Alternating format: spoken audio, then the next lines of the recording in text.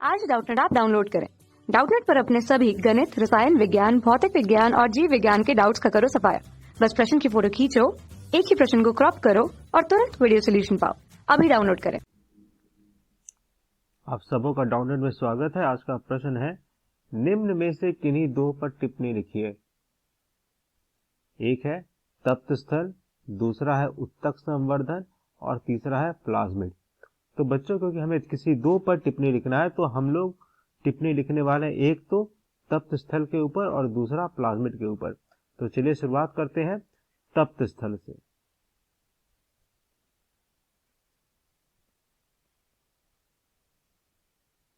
तप्त स्थल,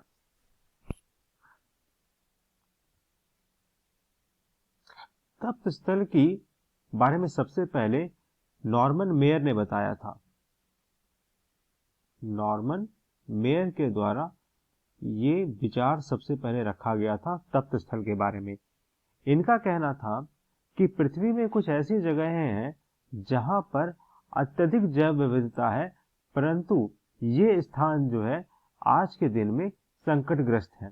यानी कि क्या है, नॉर्मन मेयर ने किसको तप्त स्थल कहा? ऐसे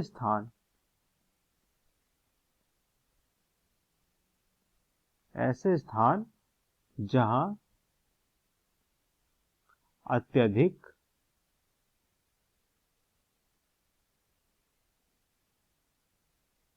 जैव विविधता पाई जाती हो,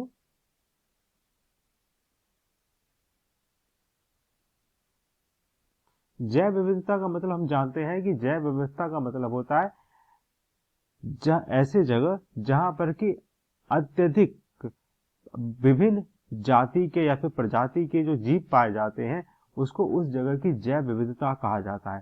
तो यानी कि नॉर्मन मेयर ने किसे तप्त स्थल कहा? ऐसे स्थान जहां अत्यधिक जैव विविधता हो और जो संकटग्रस्त हो। तो हम उसे क्या कहेंगे? तप्त स्थल कहेंगे। नॉर्मन मेयर ने कई सारे तप्त स्थल को हमारे पृथ्वी पर जो है चिन्हित किया था। जैसे कि कौन कौन से तप्त स्थल है? जैसे कि एक मान लीजिए जो था मेडागास्कर,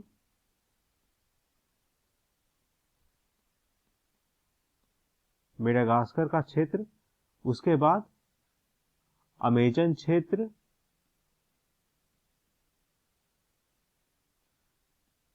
तीसरा जैसे कि आपका हो गया पश्चिमी घाट, भारत का जो पश्चिमी घाट है,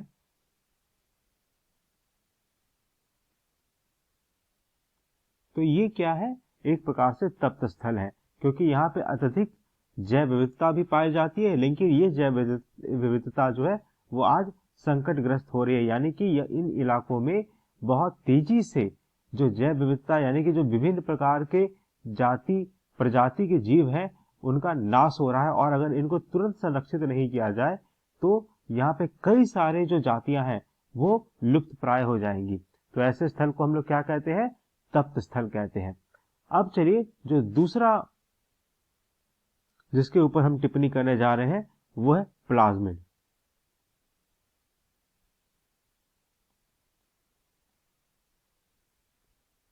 प्लाज्मिड, जैसा कि हम सभी जानते हैं, प्लाज्मिड जो है वो बैक्टीरिया में अतिरिक्त जो डीएनए होता है वो होता है। यानी कि जो बैक्टीरिया होते हैं, मान लीजिए कि ये एक बैक्टीरिया है, तो बैक्टीरिया में एक तो मुख्य गुणसूत्र यानी कि डीएनए होता है, जिसको हम लोग सर्कुलर डीएनए के नाम से जानते हैं। यानी कि बैक्टीरिया का जो मुख्य गुणसूत्र होता है, जिसको हम लोग सर्कुलर डीएनए बोलते हैं, तो इस सर्कुलर डीएनए के अलावा भी अतिरिक्त कुछ डीएनए पाए जाते हैं, जिसको कि हम लोग क्या कहते हैं?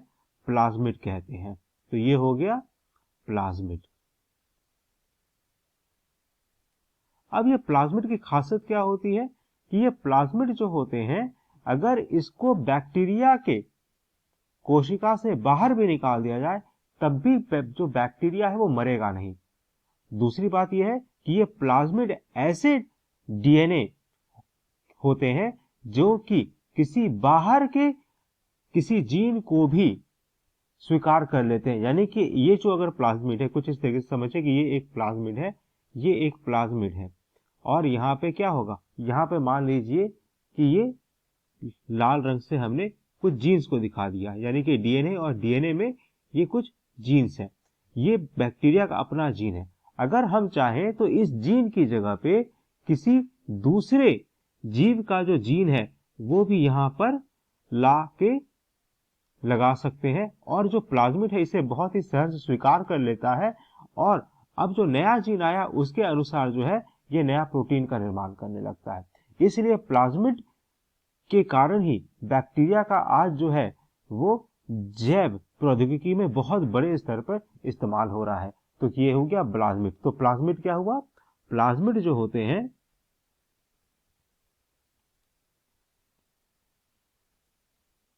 प्लाज्मिड बैक्टीरिया में पाए जाने वाले, यानी कि जीवाणु में पाए जाने वाले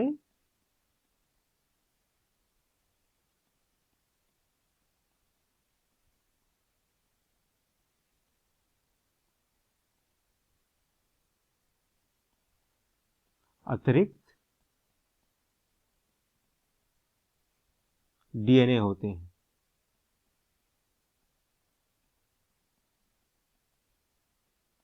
ठीक है। दूसरी बात, प्लाज्मिड जो है वो मुख्य रूप से 3 प्रकार के होते हैं। पहला, जिसको कि हम लोग कहते हैं एफ प्लाज्मिड।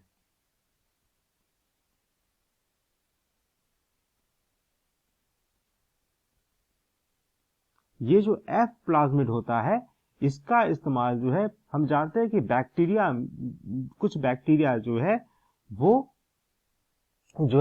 क्या कर सकते हैं, वो लैंगिक प्रजनन भी कर सकते हैं।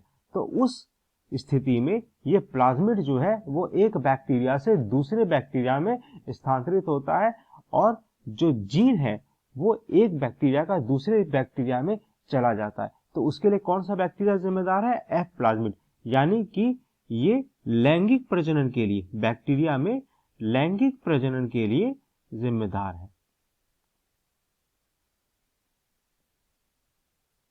ठीक है। अब दूसरा प्रकार का जो प्लाज्मिड है इसको हम लोग बोलते हैं आर प्लाज्मिड।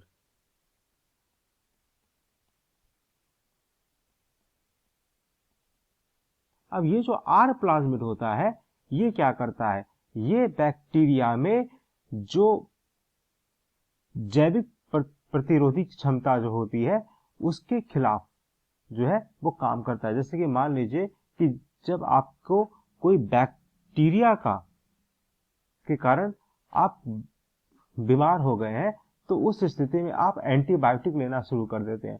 तो उस एंटीबायोटिक से बचाने के लिए जो प्लाज्मिड जिम्मेदार है वो आर प्लाज्मिड है, यानी कि ये जैव प्रतिरोधक क्षमता विकसित करता है बैक्टीरिया में। ये बैक्टीरिया में माफ कीजिएगा, ये बैक्टीरिया में किसके लिए जिम्मेदार है, जैव प्रतिरोधक क्षमता विकसित करने के लिए।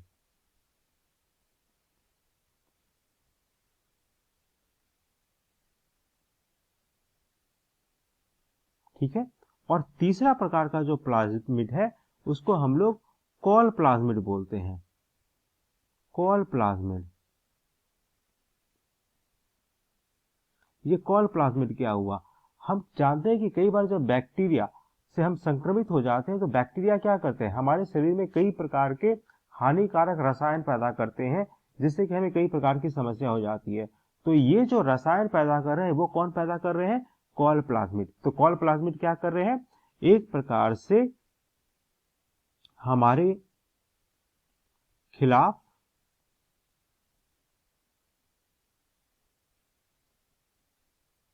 रसायन पैदा करते हैं।